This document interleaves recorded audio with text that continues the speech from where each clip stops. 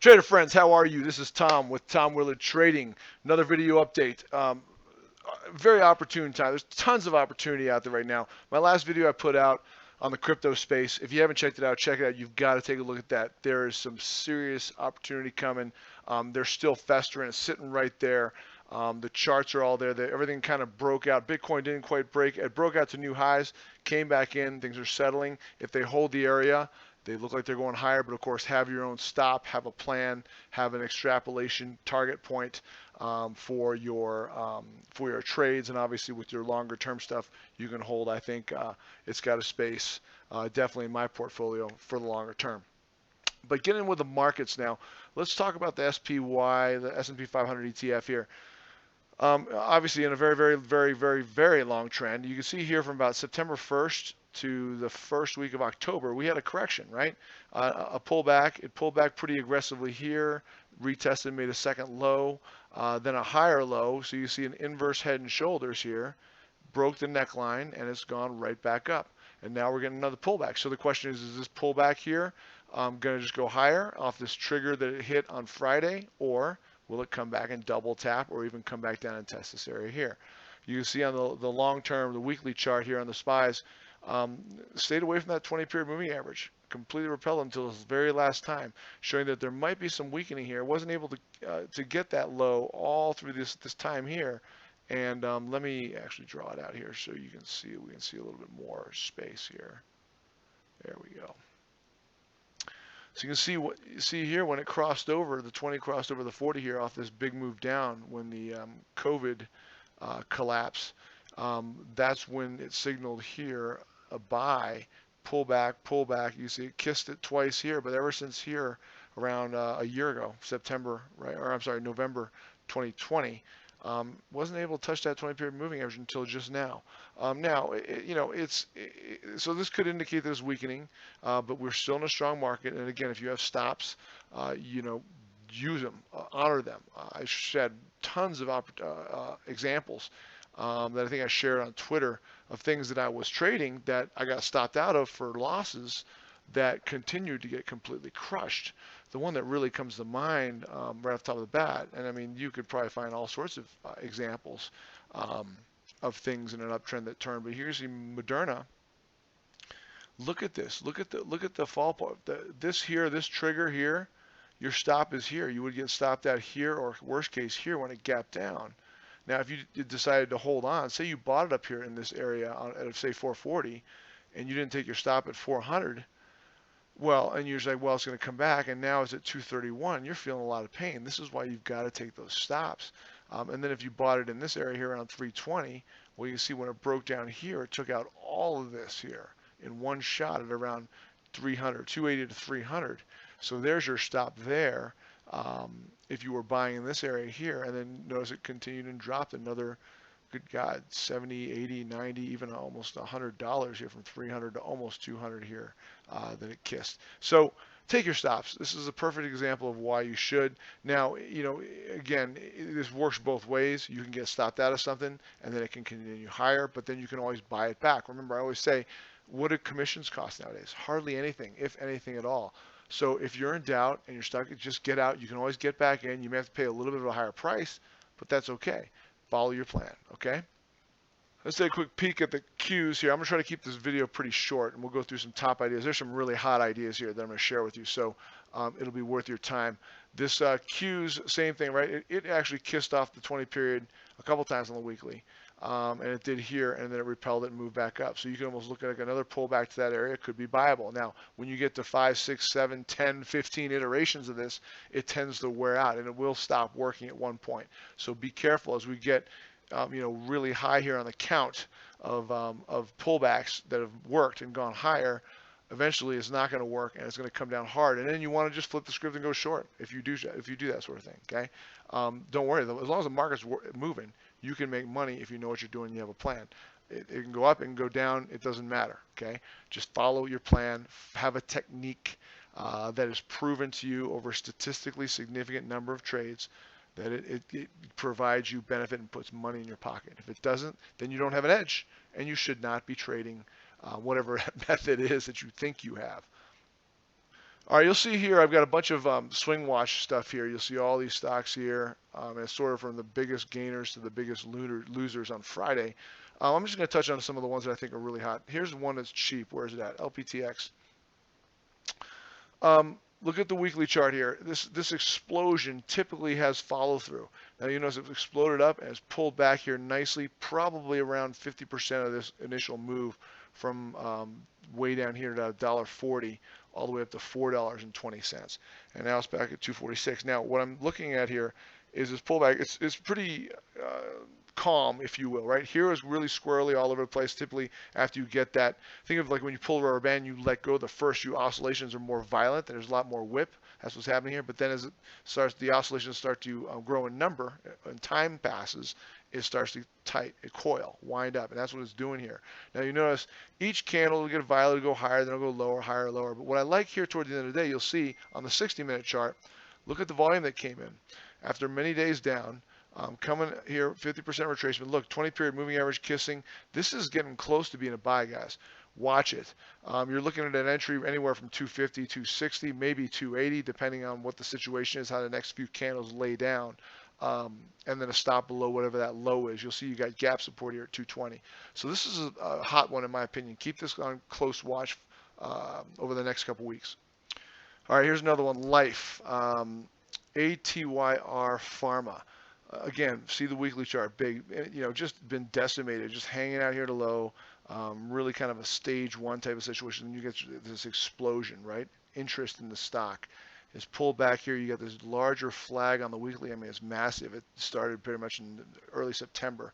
It's now been 2 months worth of flag basing, right? Kind of a wedge formation, lower highs, equal lows. Hard stop around $8 a share. You can see below these lows. You can look for a buy around $9.50 maybe to get above here. But this thing looks like it could explode higher. Let's take a look at, where is it? Horizon Pharmaceuticals. Here's another one that's been in a nice long uptrend. Now it's a little bit more sloppy. You can see a lot of overlapping candles, but I like this pullback right here. Coming back to the moving average, right? The repulsion off the rising moving average. You've got it here. You do have a bigger red bar. Okay, this is a pretty good deep pullback, but you can see a setup here over the high of this candle around 111 with a stop under about 105. This could be an interesting play to the long side on Horizon Pharmaceuticals. Energy recovery here, beautiful. You've got cup. See this daily chart on the left? Cup. Handle forming, low volume, breakout over 23, stop 22 is what's setting up right now. You notice on the weekly chart, it got pushed back every time it came up to this $23 area.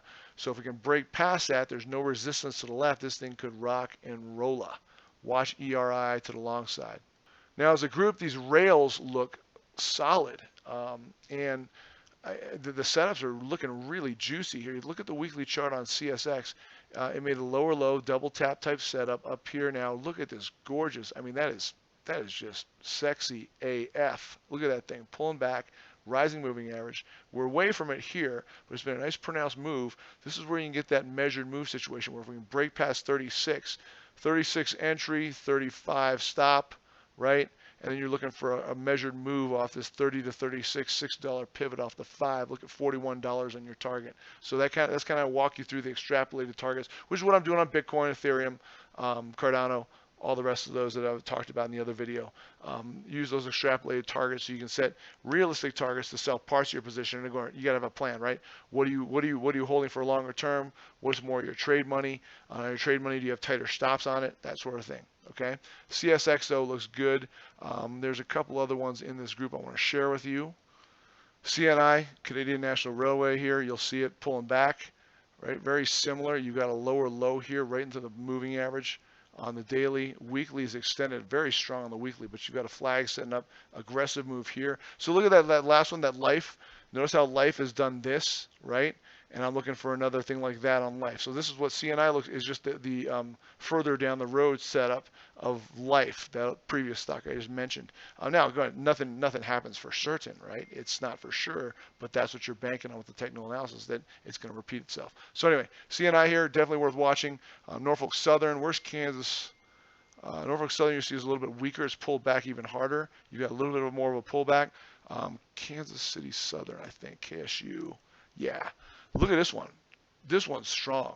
This one, out of the ones I'm sharing in the space, I like this one the most with regards to relative strength. It's up here near highs. It's basing quietly. It didn't really pull back as much as the others did over the last couple of days. Moving average is coming right underneath it to kiss it, to ignite that sucker to go higher. KSU, people. KSU. Ben Franklin Resources. Good Lord. Look at this thing. Beautiful weekly chart, right? Explosion here.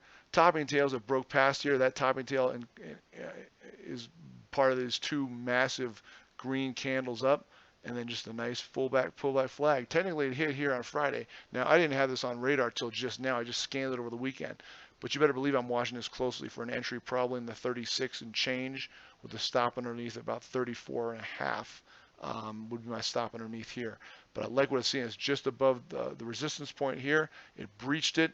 Now it's just pulled back. Look at the volume. Light on the pullback, heavy on the breakthrough, light on the pullback. I like it. Ben Franklin Resources. Put it on watch, kids. Here's another one, ASO. In fact, you guys can just freeze the video. You can see this is all this stuff I'm watching in some way, shape, or form that's on this minder here. But ASO, look at this. Cup, handle, right? Volume's light. Weekly supports it. Beautiful. Up near all-time highs here, or recent highs. This is gorgeous. $48 buy point, stop 44. Look for a move higher on this one. ASO. Put that one on list. ACM. Here's another one. All-time high, or recent all-time highs. Let's put it that way. Annual high. It pulled back here. Flag, right? Off this new break into this pivot here. No resistance to the left. Rising moving average, watch for a buy around 72, stop at around 69 on this sucker. Evercore Partners, yet another one. I mean, these are gorgeous, guys. Breakthrough here at 150, pulled back, big red bar can scare people, right? Made a little bit lower low, higher low, holding the area. So you got a hard stop about 148 and change, say 148.50. Right under here is your stop. Your entry is right here around 155, 156. Okay, and look for a move, and you see it's actually just a little pullback here on the weekly chart, looking for another move, extrapolated off the 130 to 160, 30 bucks off 150 is 180, would be my initial target on this thing. So watch EVR, that's another one that looks pretty hot. Now this is one I tweeted about here that I bought back on here in the 90, I believe I bought it at like 95, $96 a share on this day. Now why do you think I did that? There's really no setup other than the fact that this is a very bullish explosion up here. This was off of earnings, and the red bar here digested that and gave me a cheaper price. And look at the 60. This is why I was buying that $95, $96, $97 ranges, because it came right back to the rising moving average. You got a low, you got a higher low. I liked it, and I tweeted about it here, and I bought it. Now I'm looking to add to it. I wish I bought more, but I didn't. I bought what I bought. Which is a normal position.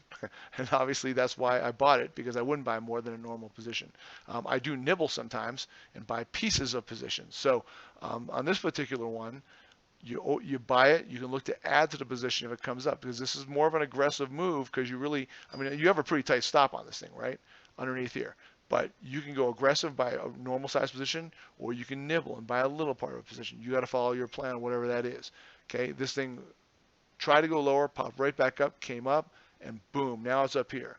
Now I'm looking to add to it, but I'm not adding to it right now because it just ran up to 107 here near these highs. What I want to see it now is digest in this area, set up, and give me an opportunity to get on and get some more shares. You'll see the weekly chart is beautiful on this Roblox. So I'm in this one, but I'm looking to add to it because I think it looks like it's going to go higher. Again, assuming the market continues to keep its legs underneath it and go higher. That could change, right? There's some different things going on with inflation. We're getting toward the end of the year. Typically around this time of year, the market stays pretty static and it goes up. It holds, and then come the new year, we'll see what happens. But you never know. Nothing is set for sure. So you got to be on your toes. You got to have a plan. You got to know when you're going to get out and when you're going to get in. When you're going to have stops, when you're going to protect yourself, and when you're going to take some profits off the table to ring the register. Okay, and like I said, here's my whole list, right? It starts here. This Warby is a newer issue. It's looking real powerful. But these are all ones I'm watching. And the last one I want to talk about is this Perry here, and you can look at the rest of these on your own for your own trading. But Perry here, Perry on networking, the weekly chart here, beautiful, right? New highs. You've got a continuation type setup, a flag forming. Look at this on the daily chart. Lots of tails, lots of whip. A buy over the highs here, around $31 a share, with a stop under the lows at around 27. Definitely something I'm looking to do. Watch Perry for longs, okay?